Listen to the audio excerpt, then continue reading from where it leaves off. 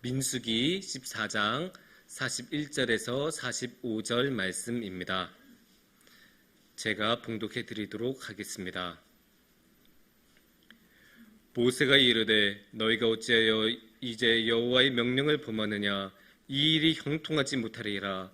여호와께서 너희 중에 계시지 아니하니 올라가지 말라. 너희의 대적 앞에 패할까 하노라. 아말렉인과 가나안인이 너희 앞에 있으니 너희가 그 칼에 망하리라. 너희가 여호와를 배반하였으니 여호와께서 너희와 함께하지 아니하시리라 하나. 그들이 그래도 산 꼭대기로 올라갔고 여호와의 언약궤와 모세는 진영을 떠나지 아니하였더라. 아말렉인과 산간지대에 거주하는 가나안인이 내려와 그들을 무찌르고 호르마까지 이르렀더라. 아멘. 사랑하는 성도님들, 오늘도 우리가 함께 이렇게 예배를 드리고 찬양을 드리고 말씀을 나눌 수 있어서 참 기쁘고 감사를 드립니다. 이게 그냥 빈말로 한 게 아니고 정말로 감사한 일입니다. 왜냐, 이 세상에는 아직도 많은 전쟁과 군사적인 갈등이 있기 때문입니다. 우리가 살아가는 이 한반도에서 너무나 멀리 떨어진 곳이다 보니까 우리가 자주 잊어버리기는 하는데, 아직도 저 우크라이나와 러시아 땅에서는 전쟁이 일어나고 있고 그 전쟁이 끝나지 않고 있고, 또 이스라엘과 팔레스타인 땅에서도 아주 심각한 전쟁에 준하는 그런 군사적인 갈등이 있었습니다. 그런 것들을 생각하면 참으로 우리가 전쟁에서 벗어나서 이렇게 살아간다는 게 얼마나 기쁘고 감사한 일인지 모릅니다. 근데 우리가 이 전쟁을 생각한다면 참 안타깝고 마음이 힘들죠. 왜냐? 전쟁이 일어나면 무조건 죽음이 있고 파괴가 있고 아주 어려운 상황들이 오기 때문입니다. 그런데도 신기한 게, 모든 사람이 알지 않습니까? 전쟁이 일어나면 이런 죽음과 파괴가 있을 수밖에 없다는 것을 너무나 잘 아는데, 그거를 모르는 사람은 아무도 없을 거예요. 그런데도 불구하고 이 세상에는 전쟁으로 가득 차 있어요. 그냥 지금만 가득 차인 게 아니에요. 저기 동양이든, 정확히 말하면 여기 동양이든 저기 서양이든, 여기 북반구이든 남반구이든 어디에서나 전쟁은 일어나고 있고요. 또한 아주 오래된 기록인 성경에서도 전쟁의 이야기로 가득 차 있고, 또 오늘날의 신문 기사들도 전쟁의 이야기들을 많이 전하고 있습니다. 그런 거 보면 이 세상에는 너무나 많은 전쟁이 있고, 어떻게 보면 사람들 마음속에, 아니 유전자 속에 전쟁을 하기 위한 그런 유전자라도 있나 싶을 정도로 이 전쟁이라는 현상은 어디에서나 발견이 됩니다. 어쩌면 사람은 전쟁을 하려고 태어난 게 아닌가라는 생각이 들 정도로 이 세상에는 많은 전쟁이 일어나고 있습니다. 그래서 우리는 한번 이 전쟁이 왜 일어날까에 대해서 생각을 해볼 필요가 있습니다. 그래야 우리는 이 파괴적인 전쟁을 피하고 그나마 어떻게든 경계하고 대비하고 전쟁을 피할 수 있는 방법이라도 찾아보지 않겠습니까? 아무리 이길 것이 확실한 전쟁이라고 해도 그 안에서도 피해는 발생하고 죽음은 발생합니다. 그렇기 때문에 어떠한 상황에서도 전쟁을 피할 수 있으면 피하는 것이 가장 좋은 방법입니다. 그래서 물론 전쟁에는 너무나 많은 원인들이 있지만 그 중에 하나라도 우리가 한번 살펴보면서 이 전쟁에 대해서 한번 생각해보는 시간을 이 시간 갖도록 하겠습니다. 오늘의 말씀은 민수기 말씀입니다. 민수기 말씀 중에서도 이제 이스라엘 민족이 가나안 땅 들어가기 직전에서 일어났던 사건입니다. 이 사건이 어떻게 일어났냐면 정탐 사건에서 비롯되었죠. 그러니까 이제 이집트에서 탈출한 다음에 이스라엘 민족이 먼 길을 따라서 이제 가나안 땅으로 들어가기 직전까지 왔는데, 들어가기 직전에 이제 정탐꾼을 보내서 이제 가나안 땅에 한번 갔다 와보죠. 그런데 갈렙과 여호수아를 제외한 다른 정탐꾼들은 다 우는 소리를 엄청 합니다. 아이고, 우리 들어가면 큰일 납니다. 저 사람들은 키가 우리보다 머리 하나 두 개는 더 커요. 우리 저 사람들하고 싸우면 무조건 져요. 저기 들어가면 우리 다 죽어요. 엄청 난리를 칩니다. 그래서 이렇게 부정적으로 보고한 것이 어떻게 돼요? 이스라엘 민족 사이에서 퍼지고 이스라엘 민족들을 전체적으로 흔듭니다. 그래서 이스라엘 민족들은 그냥 흔들린 정도가 아니라 거기에 완전 마음을 빼앗겨서 하나님은 원망하기 시작합니다. 아니 이러려면 우리를 왜 여기까지 데리고 왔습니까? 그냥 이집트 땅에서 살게 하지. 왜 우리를 여기까지 끌고 와서 여기서 우리를 다 죽게 만드십니까? 그렇게 이제 원망하고 하나님은 원망하고 여기까지 데리고 온 모세를 원망하고 그렇게 이제 원망의 소리만 가득 찬 상황이 됩니다. 그런 상황에서 그 말을 듣자 이제 하나님 입장에서는 아 여기까지구나. 이게 결정적이다. 더 이상은 안 되겠다고 하나님께서 딱 자르시죠. 그래서 뭐라고 하십니까? 너네 못 들어가. 너네 내가 가나안 땅으로 들어갈 것을 약속했지만 너네는 못 들어가. 너희의 자손은 들어갈 수 있어. 하지만 너네는 못 들어가. 이렇게 모세 딱 박아버리십니다. 그 말씀을 모세에게 듣는 순간 이스라엘 사람들의 마음은 또 흔들렸을지도 몰라요. 그래서 어떻게 하냐? 여기서 이제 이스라엘 민족의 반응은 44절을 보면 잘 나옵니다. 44절을 보면 그들이 그래도 산 꼭대기로 올라갔고 여호와의 언약궤와 모세는 진영을 떠나지 아니하였더라. 이렇게 나옵니다. 그러니까 이제 하나님께서 처음에 산 꼭대기 올라가서 저 가나안 땅으로 넘어가라 이렇게 이야기했을 때는 듣지 않던 사람들이 너네 이제는 가나안 땅 못 들어가라는 말을 듣고 나서 마음이 바뀌어서 이제 다시 한번 산 꼭대기로 올라가겠다고 합니다. 근데 여기서 우리가 오해하면 안 되는 게 이 산 꼭대기로 올라가겠다는 말은 그냥 뭐 등산하겠다는 이야기가 아니죠. 그냥 뭐 기분 좋게 단풍 구경도 하고 가서 소풍도 하고 이런 차원이 아니지 않습니까? 그 산 꼭대기에서도 이방 민족은 살고 있었고 가나안 사람들은 살고 있었어요. 그 사람들의 입장에서는 자기네 동네로 모르는 사람들이 들어온 것 아니에요.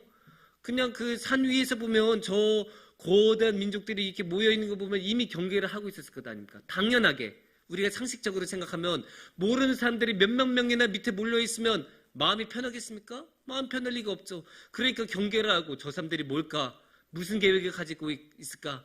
이렇게 경계하는 와중에 산 꼭대기로 올라가겠다는 것은 결국 저 산 꼭대기 위에 있는 사람들하고 싸우겠다는 말밖에 되지 않겠죠. 그래서 전투를 하겠다는 말이 됩니다. 그런 생각으로 가지고 이제 올라가는 거죠.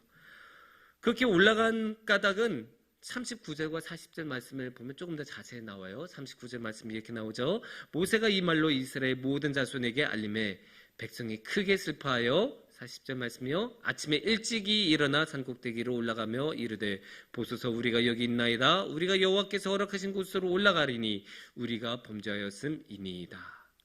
여기서 이것만 보면 이스라엘 민족이 아이고 잘못했습니다 하고 이제라도 하나님의 말씀을 들으려고 산 위로 올라가는 것으로 그렇게 이해할 수 있어요. 그게 틀린 말은 아닐 거예요. 하지만 저는 그것보다는 속담 하나가 생각나요. 소이고 외양간 고친다. 진작에 좀 하나님 말씀 잘 듣고 순종했으면 이런 일이 일어날 리가 없었죠. 그런데 하나님께서 그 많은 기회를 주셨는데도 그때는 하나도 안 듣다가 하나님 이제 안 되라고 말하자 이제야 이렇게 하는 모습을 보면 어떻게 보면 떼쓰는 아이 같기도 하고 하나님께서 분명히 안 된다고 했는데 그럼에도 불구하고 어떻게든 우기면서 해내려고 하는 모습. 근데 여기서 중요한 게 하나님의 말씀을 이루라고 하는 게 중요했겠습니까? 그것보다는 뭐가 중요했겠습니까? 여호와께서 허락하신 곳으로가 중요했겠죠? 허락하신 곳, 하나님께서 약속하셨던 땅, 그 땅을 우리가 청약했던 아파트를 우리가 계약했던 그 집을 갖고 그 안으로 들어간 게 이 사람들에게는 중요했을 것 아닙니까? 그러니까 하나님보다는 자신들이 얻을 수 있는 이득에 눈이 가면서 그러면서 이렇게 무리한 행동, 하나님 앞에서 떼쓰고 그런 모습을 여기서 볼 수 있는 거예요. 그런데 여기서 이게 표면적으로 나타난 건데 이렇게 표면적으로 나타난 것보다 더 자세하게 우리는 한층 더 깊이 봐야 돼요. 그래서 여기에 뭐가 있냐면 여기는 당연함이 있어요.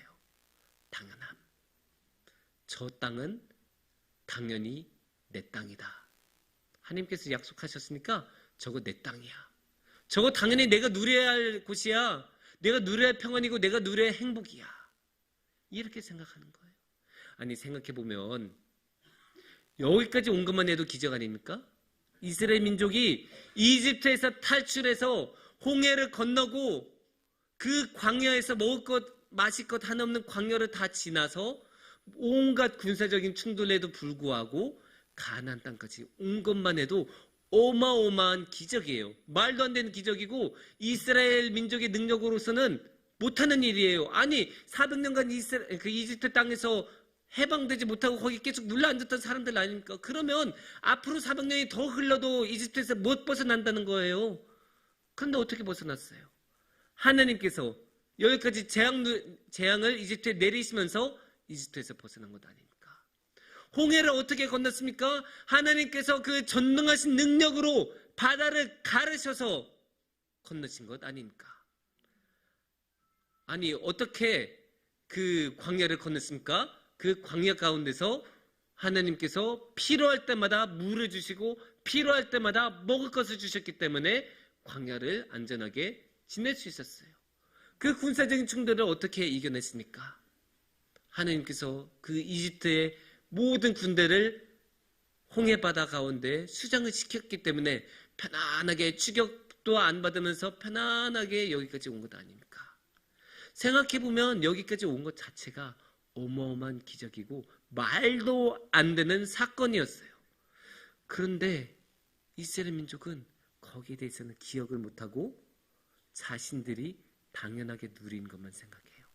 아니 자신들이 지금 누리고 있는 게 당연하다고 생각해요. 나는 그럴 자격이 있어. 나 정도면 당연히 이럴 수 있지. 저 땅도 그러니까 당연히 내 거야. 그런 생각으로 거기까지 온 거예요. 지금까지 문제없이 왔으니까 모두 다 자기 능력으로 한 줄 알고 지금까지 승리해 왔으니까 군사적으로 지금도 또다시 당연하게 이길 것이라고. 아니 우리가 지금까지 몇 번 전투를 했는데 이쯤은 우리도 좀 나름 역전의 용사 아닌가? 우리도 군사적인 경험 쌓았고 실적도 있고 실전 경험도 있는데 저 한 줌의 병력 정도 우리가 이길 수 있지 않겠습니까? 그러면서 그냥 올라가는 거예요. 당연히 이길 줄 알고 승리가 이미 당연히 자신들의 손에 있는 줄 알고 그러고 올라가는 거예요. 그렇게 올라가니까 어떻게 되겠습니까? 하나님께서 도우시겠습니까? 도우실 리가 없죠. 하나님께서 지금까지 전투마다 도와주셔서 그게 기적적인 승리를 거둘 수 있게 해주셨는데 그것을 잊어버리니까 하나님께서도 도우실 이유가 없으신 거예요. 그래서 하나님께서 도우시지 않으시니까 어떻게 돼요? 그 결과 45절을 보면 나옵니다.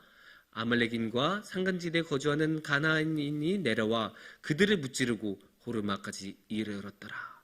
어떻게 해요? 그들을 무찌르고. 여기서 그들은 당연히 이스라엘 민족이겠죠. 이스라엘 민족들을 무찔렀다고 해요. 근데 어떻게? 내려와. 그러니까 그냥 산간에서 싸운 게 아니에요. 저 산에서 그냥 방어전만 하는 게 아니라 워낙에 기세가 좋고 전세가 좋으니까 내려와서 전투까지 해서 아예 쫓아냈다는 거예요. 이스라엘 민족은 대패를 한 거예요. 어마어마하게 말도 안 되게 참패를 한 거예요. 왜? 하나님이 도와주시지 않으시니까. 이렇게 당연하게 여기면 하나님의 도움을 받을 수가 없고 자신이 이 모든 게 당연히 자기 거라고 생각하면 욕심은 많아지는데 하나님의 도움은 없으니까 당연히 모든 것이 어그러지고 실패할 수밖에 없는 것입니다. 이게 성경에서만 이렇겠습니까? 성경에서만 이렇게 당연하게 여긴 사람들이 있겠습니까? 아닙니다. 우리가 사는 세상에서도 자신이 누린 것들을 당연하게 여기는 사람들이 너무나 많고 모두 다 자신이 해냈다고 생각하는 사람들이 많습니다. 오죽하면 이런 속담이 우리 사회에 있으니까 잘 되면 내 탓, 안 되면 조상 탓. 잘 되면 무조건 자기가 잘한 거예요. 못하면 다 남 탓이에요. 우리 젊은 친구들이 좋아하는 게임 있죠? 롤이라고 5명이서 환상적인 팀워크를 발휘해 이길 수 있는 게임인데 지면 어떻게 돼요? 다 내 탓입니까? 내 탓일 리가 없죠. 절대 없어요. 남 탓이에요. 심지어 다른 사람의 부모님까지 안부를 물을 정도로 남 탓을 하기 시작합니다. 그게 남 탓의 모습이에요. 그렇게 당연하게 여기면서 남 탓하는 모습 독일에서도 아주 잘 나타납니다. 독일을 우리가 한번 보면 독일의 11월은 굉장히 우울한 계절이에요.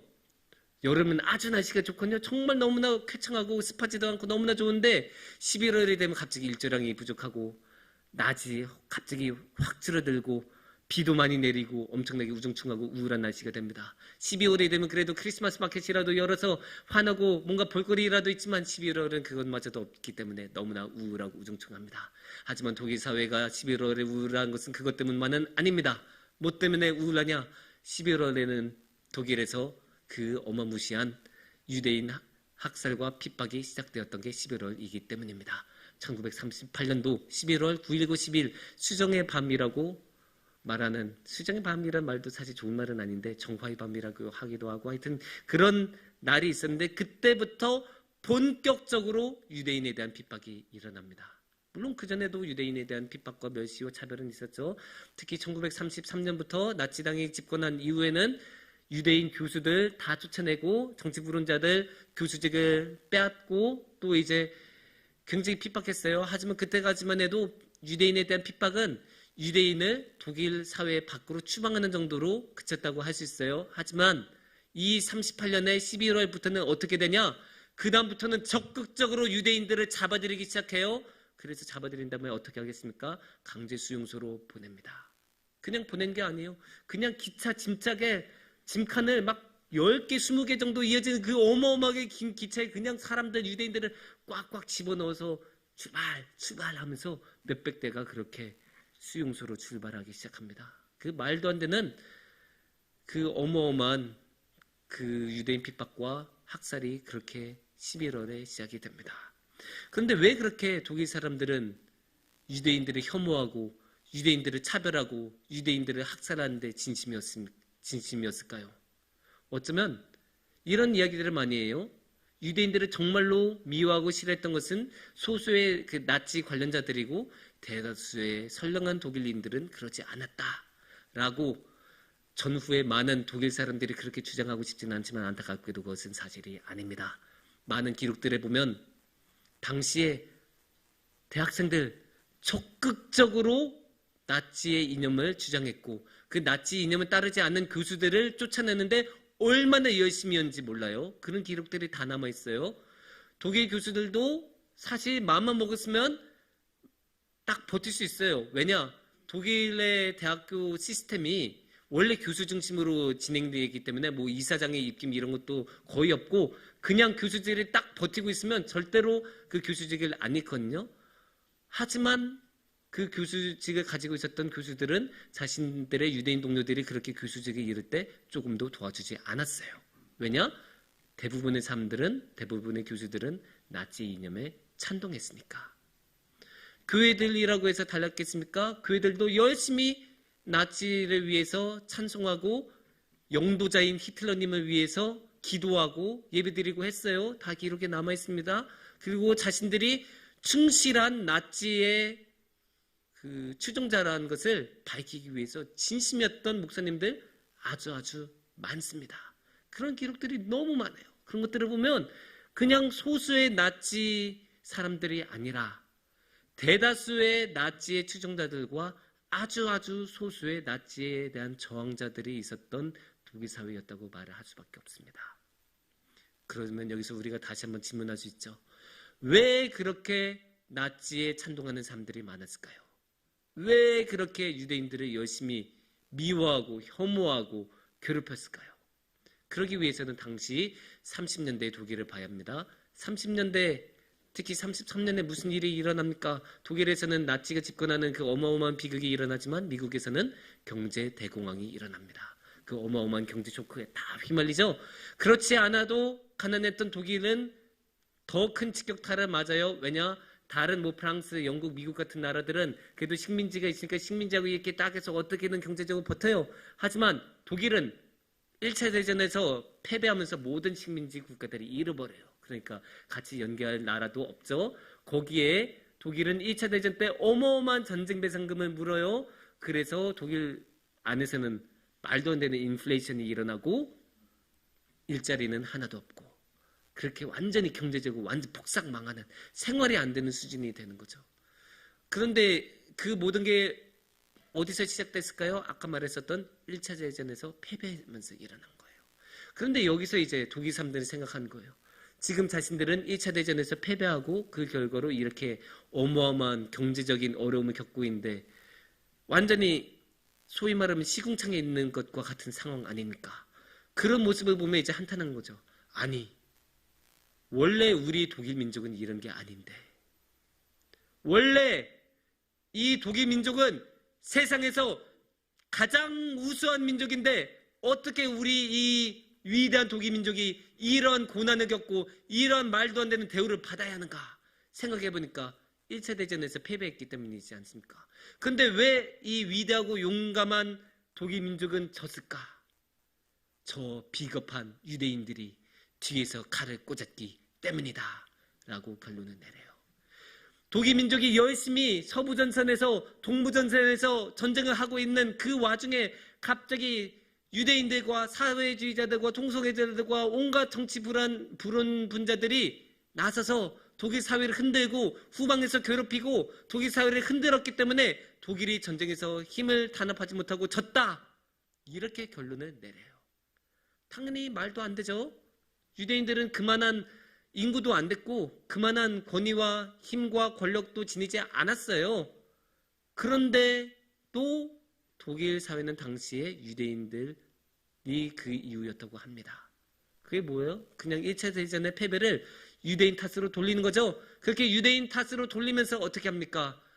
당연히 우리는 이것보다 더 많은 것을 누려야 한다. 왜냐? 우리는 이 세상에서 가장 위대한 독일 민족이기 때문에 그럴 만한 자격이 충분히 있고 당연히 우리는 더 많이 누려야 한다. 그러면서 원래 독일 민족인 오스트리아, 걔네 우리하고 같은 독일 민족 아니야? 당연히 우리 땅 하면서 독일은 오스트리아를 병합해버립니다. 그 체코는 원래 오스트리아하고 같은 제국이었어요. 오스트리아도 우리 땅이니까 체코도 이제 우리 땅, 당연히 우리 거 그러면서 가져와요. 그 다음에 어떻게 됩니까?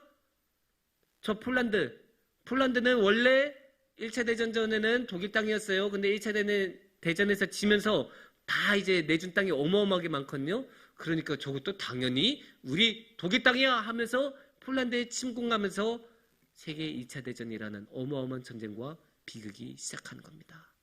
이렇게 아주 자그마한 것으로 보이는 그 당연함이 쌓여서 눈덩이처럼 불어나서 이렇게 세계 2차 대전이라는 어마어마한 비극까지, 그리고 그와 함께 유대인 학살이라는 600만 명이나 되는 인간들이 사라지는 그러한 어마어마한 비극이 시작이 되었습니다.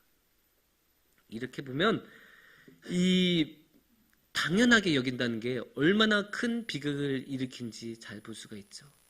물론 우리도 그런 당연함을 마음속에 있지만 우리는 이 정도 스케일까지는 아니죠. 하지만 이 정도 스케일까지는 아니더라도 우리 안에도 그렇게 당연하게 여긴 마음이 항상 있어요. 항상 있고 우리도 그런 것에 끌리고 그런 욕심을 부리는 모습을 항상 있어요. 그래서 우리는 당연히 그런 당연함을 경계해야 돼요. 그러면 어떻게 하면 우리는 경계할 수 있을까요?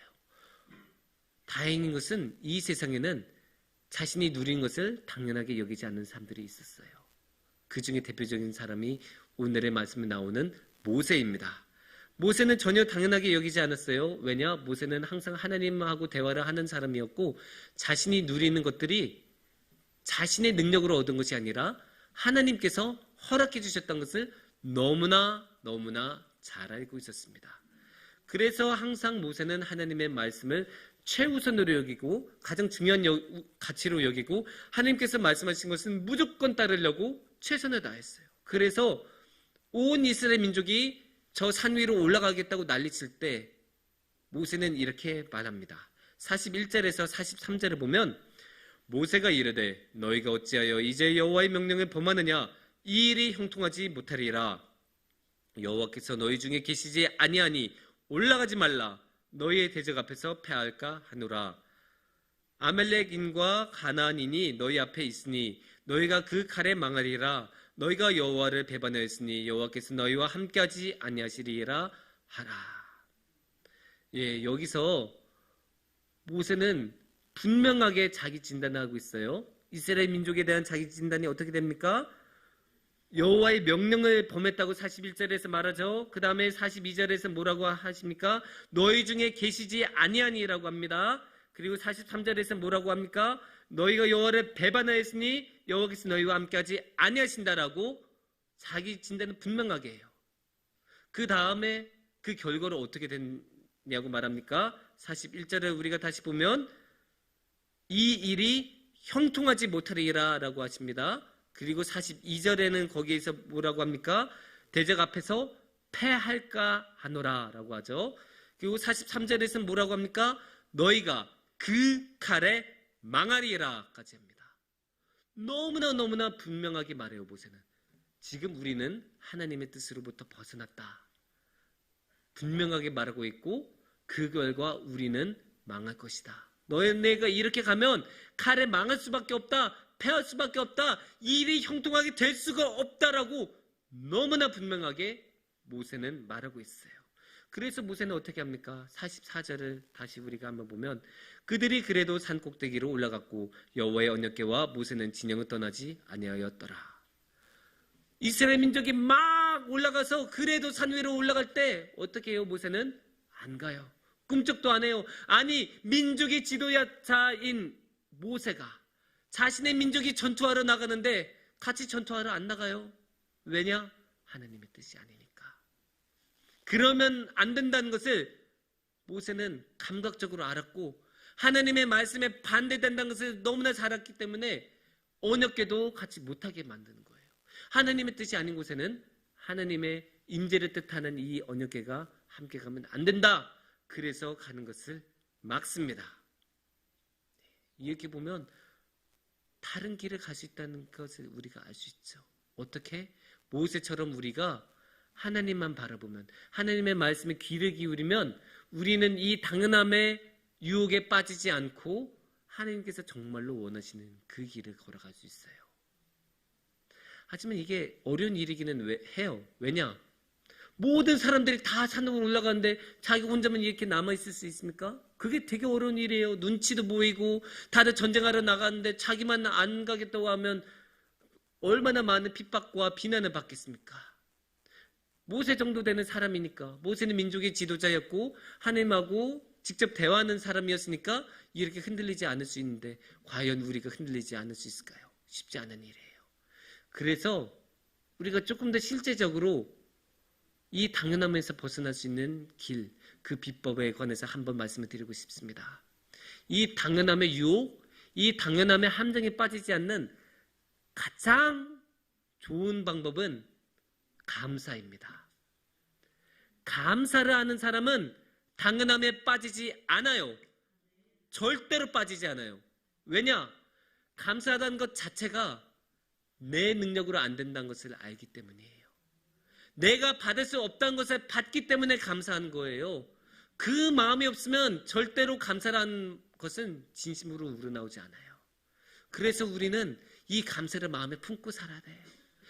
이 감사를 마음에 품고 사는 한 우리는 이 당연함의 유혹에 빠지지 않아요.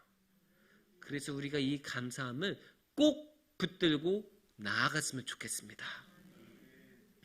사랑하는 성도님들, 우리는 살아가면서 많은 유혹을 받습니다. 많은 유혹을 받고, 그런 유혹 중에서는 당연히 당연함의 유혹도 있습니다. 그런 당연함의 유혹은 우리를 자꾸 부추기고, 우리 정도면 당연히 그거 누릴 자격이 있다고 말하고, 우리는 당연히 그것을 누려야 한다고 말을 합니다. 그렇게 계속 당연함만 우리 마음속에 가득 차기 시작하면 우리 마음은 어느새 불만으로 가득 차 있고, 우리 입에서는 어느새 불평만 나오기 시작합니다. 우리가 원망할 대상만 찾기 시작합니다. 하지만 그렇게 원망하기 시작하고 불평하기 시작하면, 우리 마음속에 불만만 가득하기 시작하면 하나님과의 관계도 왜곡될 수밖에 없고 다른 이웃과의 관계도 왜곡될 수밖에 없습니다. 그래서는 당연히 신앙생활을 제대로 할 수가 없습니다. 그래서 우리는 이 당연함에서 벗어나야 합니다. 그리고 이 당연함에서 벗어나기 위해 하나님의 말씀에 항상 귀를 기울이고 우리 마음을 감사로 채우기를 원합니다. 그래서 이 감사를 통해서 하나님의 은혜를 붙들고 하나님께서 허락해 주신 그 많은 은총에 감사하면서 하나님과 함께하기를 축원합니다. 함께 기도하겠습니다.